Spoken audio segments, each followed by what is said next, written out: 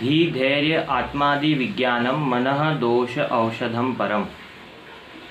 अभी यहाँ पे पिछली बार हमने जो है वो सत्वरजतम का डेफिनेशन देखा था। आपको ये वीडियो इस वीडियो में ये जो डायग्राम बनाया है वो आपको पता होगा कि हमने माइंड को या मन को या कॉन्शियसनेस को किस हिसाब से सत्व रज और तम में डिवाइड किया था।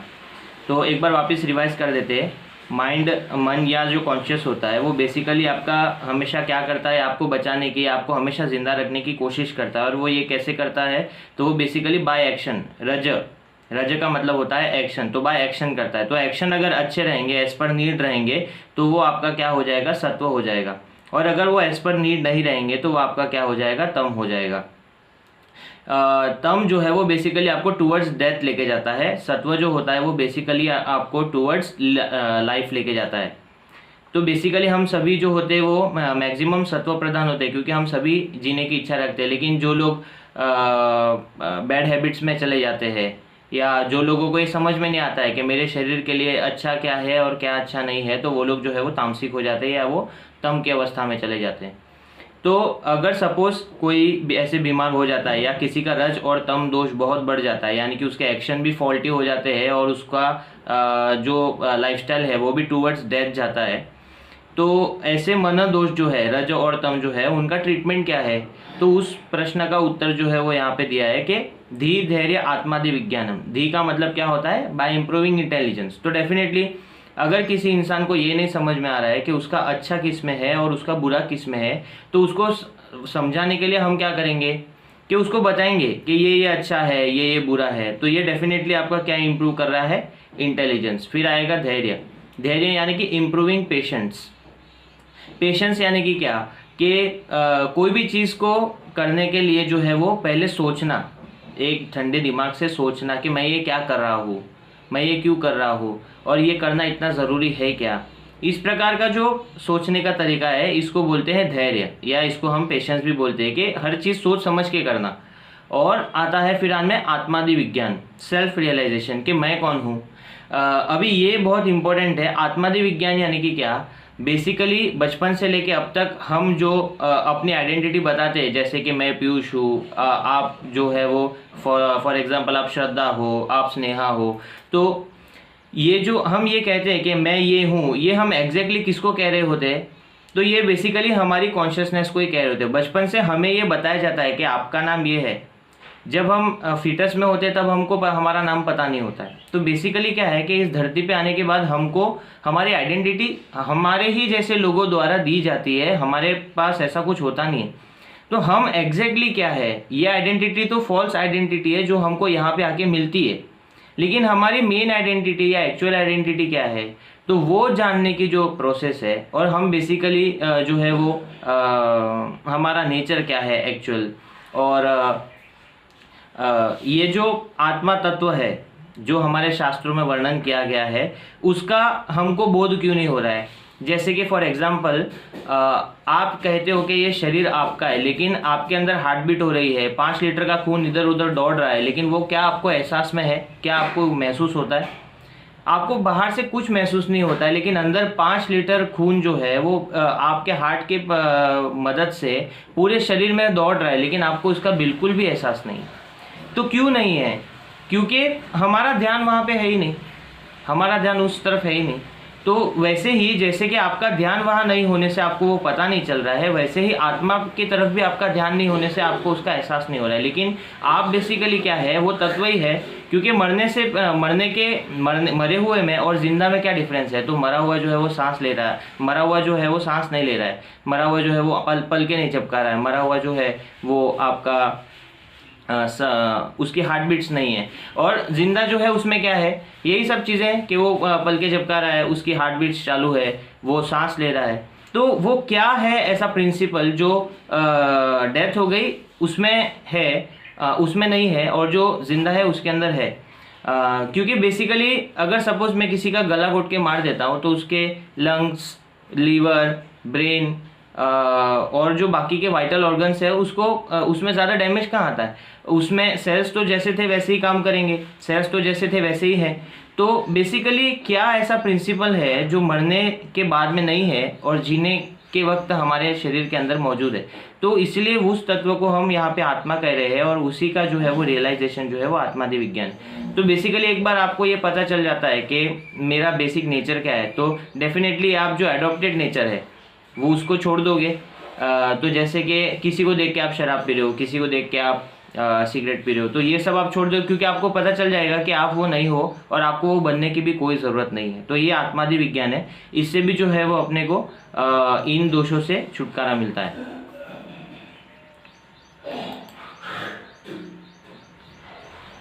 नेक्स्ट है भिषक द्रव्याणि उपस्थाता रोगी पाद चतुष्टयम चिकित्सितस्य निर्दिष्टम प्रत्येकम तद चतुर्गुणम। अभी भिषक, द्रव्य, उपस्थाता और रोगी। भिषक यानी कि डॉक्टर, द्रव्य यानी कि मेडिसिन, उपस्थाता यानी कि जो नर्स और जो हेल्पर्स होते हैं, रोगी यानी कि जो पेशेंट है। ये क्या है? पाद चतुष्टयम, ये 4 पाद है, 4 सपोर्ट सिस्टम है हमारे किसके? मेडिकल इंडस्ट्री के। चिकित्सितस्य निर्दिष्टम, ये चिकित्सा करने के लिए निर्देश किया गया है। निर्देश यानी कि ये तो होने ही चाहिए 4। प्रत्येकम तत् चतुर्गुणम, और उसके भी 4 गुण होते हैं। क्या क्या होते हैं? तो ये देखिए बेसिकली यहाँ पे डायग्राम में, उसमें से भिषक यानी कि डॉक्टर, द्रव्य यानी कि मेडिसिन, उपस्थाता यानी कि नर्स और रोगी यानी कि पेशेंट होते हैं। और अगर इसमें से कोई भी एक एब्सेंट रहेगा तो आपका जो है वो बेसिकली क्या हो पाएगा, क्या नहीं हो पाएगा? ट्रीटमेंट नहीं हो पाएगा। ट्रीटमेंट क्यों नहीं हो पाएगा? तो बेसिकली फॉर एग्जांपल अपन ये सोचते हैं कि सिर्फ डॉक्टर है और मेडिसिन नहीं है, और नर्स भी है और पेशेंट भी है, तो पेशेंट को हम क्या खिलाएंगे? सपोज़ हम मेडिसिन को जो है वो मेडिसिन है, नर्स है और पेशेंट है, लेकिन डॉक्टर नहीं है, तो कैसे पता चलेगा कि पेशेंट को जो है वो कौन सी दवाई देनी है? दवाई तो बहुत सारी होती है, लेकिन सारी दवाइयाँ खाने के बाद भी पेशेंट कहाँ ठीक होता है? अगर उसको प्रॉपरली जो कंडीशन है उस कंडीशन के हिसाब से दवाई नहीं दी गई तो। फिर अगर फॉर एग्जांपल हम ये समझते हैं कि सपोज़ हमारे पास नर्स नहीं है, डॉक्टर है, मेडिसिन है और पेशेंट है, तो क्या ट्रीटमेंट हो जाएगी? ट्रीटमेंट तो हो जाएगी, क्योंकि डॉक्टर सब जानता है, इसलिए वो ट्रीटमेंट तो कर देगा, लेकिन उसका केयर, उसका फॉलोअप, क्योंकि 24 घंटे डॉक्टर जो है वो पेशेंट के पास तो खड़ा रहेगा नहीं, क्योंकि बहुत सारे पेशेंट होते हैं, तो डॉक्टर तो इधर उधर पेशेंट के पास घूमता रहेगा। तो बेसिकली नर्स जो होती है वो क्या करती है? केयर टेकिंग करती है कि पेशेंट ने बराबर से दवाई ली कि नहीं ली, या पेशेंट ने गोली खिड़की के बाहर फेंक के ये तो नहीं कह रहा कि मैंने गोली ले ली, या इस प्रकार का जो पेशेंट आपको अगर कोऑर्डिनेट नहीं करेगा तो वो नर्स ध्यान रखती है।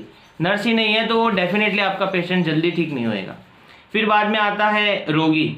रोगी यहाँ पे जो है वो अगर आपके पास डॉक्टर है, मेडिसिन है, नर्स है, लेकिन रोगी ही नहीं है, तो ये भी जो है वो अपने ट्रीटमेंट के लिए पॉसिबल नहीं, क्योंकि रोगी ही नहीं है तो आप चिकित्सा किसकी करोगे?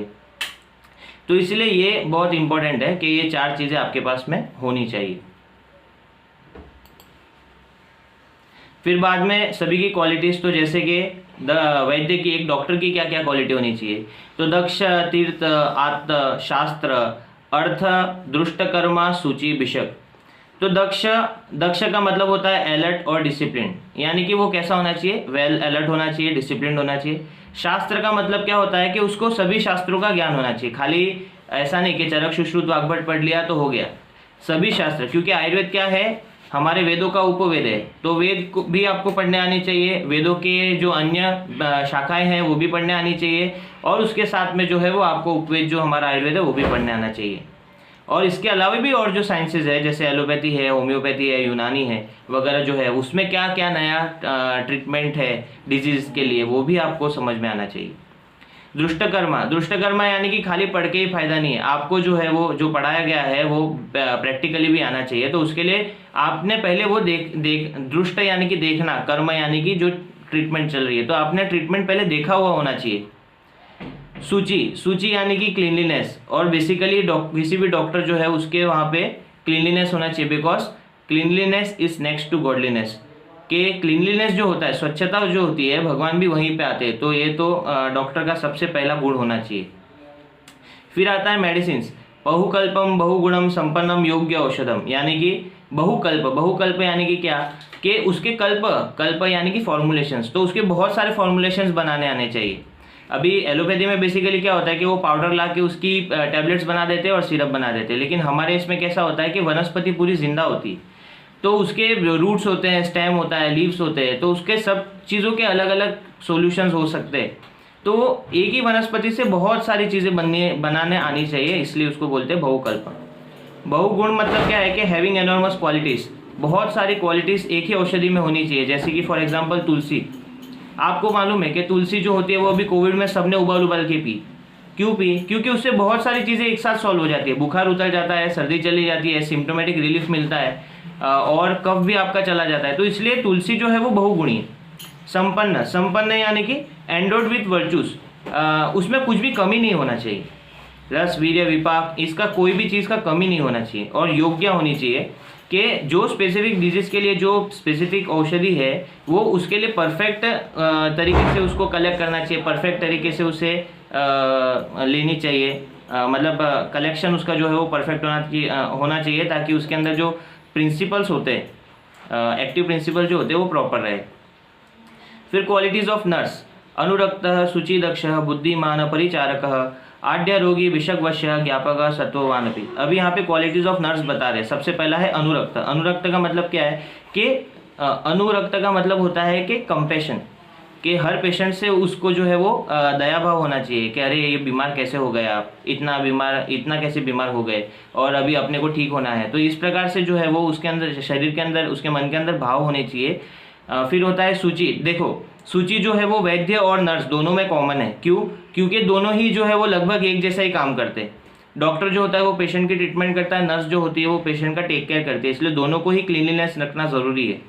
अगर कोई सिस्टर सपोज क्लीनलीनेस नहीं रखती है तो वो दूसरे पेशेंट का इन्फेक्शन दूसरे इन्फेक्शन को देके चली जाएगी और दोनों का क्रॉस इन्फेक्शन हो जाएगा, इसीलिए सूची रखना बहुत ज़रूरी है। फिर आता है दक्ष। दक्ष यानी कि देखो सूची और दक्ष नर्स में और डॉक्टर में दोनों ही कॉमन है, क्योंकि दोनों का जो वे ऑफ डीलिंग है वो रोगी से ही है, इसलिए दोनों में ये गुण कॉमन है। इसको भी अलर्ट रहना है, एक्टिव रहना है। पेशेंट कुछ गलत काम तो नहीं कर रहा है, पेशेंट बरोबर जैसे डॉक्टर ने कहा वैसे खाना खा रहा है कि नहीं खा रहा है, दवाई ले रहा है कि नहीं ले रहा है, ये चीज़ यहाँ पे इंपॉर्टेंट है। बुद्धिमान यानी कि इंटेलिजेंट होनी चाहिए। डॉक्टर ने बोल दिया 10 बार बोल रहा है लेकिन फिर भी नर्स को कुछ समझ में नहीं आ रहा है, ऐसा नहीं होना चाहिए। पेशेंट की क्वालिटी यानी कि आड्य। आड्य यानी कि पहले तो उसके पास धन संपत्ति होना चाहिए तो ही वो अपनी ट्रीटमेंट करा सकता है, वरना वो डॉक्टर को भी बोलेगा कि नहीं डॉक्टर मेरे पास तो कुछ नहीं, आप ही सारा ट्रीटमेंट कर दो, तो डॉक्टर कहाँ से लाएगा, सारी दवाइयाँ कहाँ से लाएगा, उसको भी तो फ्री में नहीं मिलती। तो इसीलिए पहली कंडीशन तो ये है कि पेशेंट जो होती है वो आड्य यानी कि रिच होना चाहिए। फिर भिषक वश्य, और ऊपर से डॉक्टर की सारी बात, भिषक वश्य यानी कि वैद्य की बात मानने वाला, भिषक वश्य होना चाहिए। ज्ञापक यानी कि गुड मेमोरी।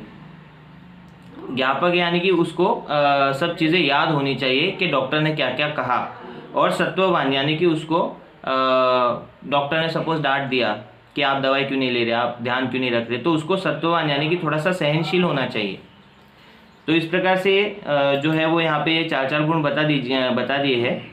नेक्स्ट जो है वो व्याधि के टाइप्स के, रोग कितने प्रकार के होते हैं और रोगी भी कितने प्रकार के होते हैं, ये यहाँ पे टाइप्स बता रहे। तो बेसिकली